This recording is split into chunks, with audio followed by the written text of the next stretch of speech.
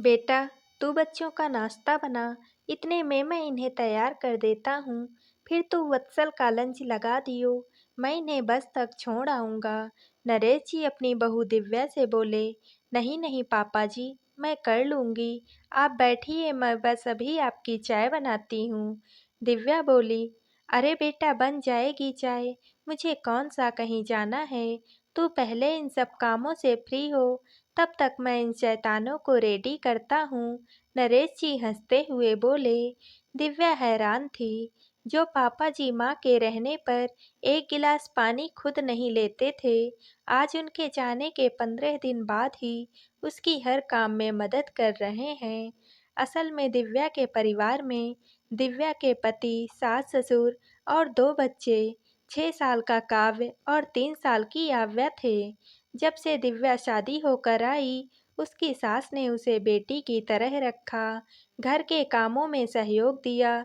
यूँ तो दिव्या के ससुर नरेश जी भी बहुत प्यार करते थे उसे, पर उसने कभी अपने ससुर को खुद से कोई काम करते नहीं देखा। अभी 15 दिन पहले दिव्या की सास का अचानक हृदय गति रुकने से देहांत हो गया था। तब बच्चों की छुट्टियां थी और दिव्या के पति वत्सल ने अवकाश लिया था। आज सभी वापिस से जा रहे थे, क्योंकि वत्सल का ऑफिस दूर था तो उसे जल्दी निकलना पड़ता था, और नरेश जी रिटायर हो चुके थे तो घर में ही रहते थे। लाओ बेटा, बच्चों का दूध दो। नरेश जी बच्चों को तैयार करके बोले। बच्चों का दूध और टिफिन दे दिव्या वत्सल का खाना पैक करने लगी, साथ साथ उसका नाश्ता भी तैयार कर रही थी, और एक गैस पर चाय चढ़ा दी उसने। लो वत्सल, तुम्हारा नाश्ता, पापा जी आपकी चाय। आप नाश्ता तो अभी देर से करोगे, दिव्या बोली। दे ही दो बेटा, तुम्हारा भी काम निपटे, वरना दोबारा रसोई चढ़ानी पड़ेगी, नरेश जी बोले। नरेश जी रोज दिव्या की ऐसे ही मदद करने लगे।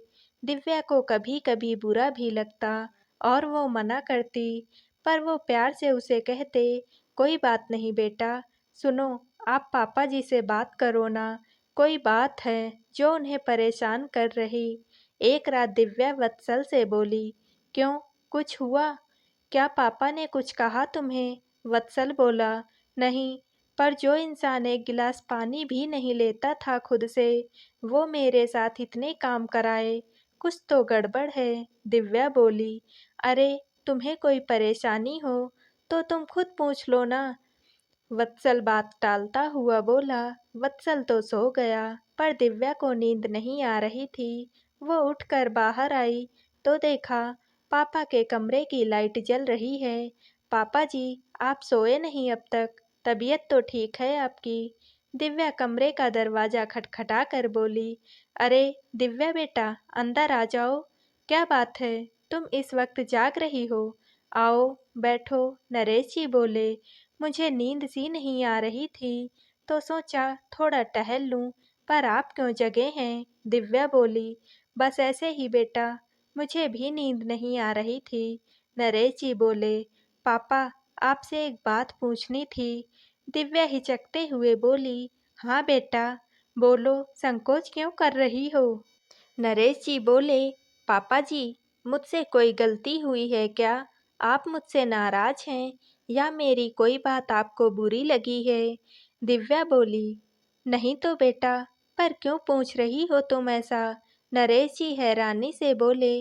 पापा जी, इतने दिन से देख रही हूँ, आप मेरी हर काम में मदद करते हैं, जबकि मम्मी जी के सामने आप एक गिलास पानी भी लेकर नहीं पीते थे। दिव्या सिर नीचा कर बोली। हाँ हाँ हाँ, तो तुम्हें लगा मैं तुमसे नाराज हूँ?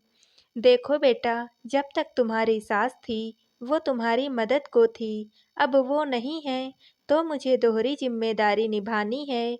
मेरे लिए जैसे वत्सल वैसे तुम, जैसे मैं उसकी सुख सुविधाओं का ध्यान रखता हूँ, तुम्हारा रखना भी मेरा फर्ज है, नरेश जी प्यार से बोले। पापा जी, दिव्या आंखों में आंसू भर केवल इतना बोली। हाँ बेटा, अब माँ और बाप दोनों की जिम्मेदारी मुझे उठानी है। तुम्हें सुबह इतने काम होते, वत्सल भी मदद नहीं कर पाता है, तो मेरा फर्ज है कि मैं अपनी बेटी की थोड़ी मदद कर उसकी कुछ परेशानी तो हल कर सकूं। समझी बुद्धू, मैं नाराज नहीं हूँ तुमसे। नरेश जी प्यार से दिव्या का सिर पर हाथ फेरते हुए बोले। दिव्या अपने ससुर के गले लग गई। आज उसमें अपने ससुर में अपने मृत पिता नजर आ रहे थे। सच में पिता पिता ही होता है, फिर चाहे ससुर के रूप में क्यों न हो। धन्यवाद।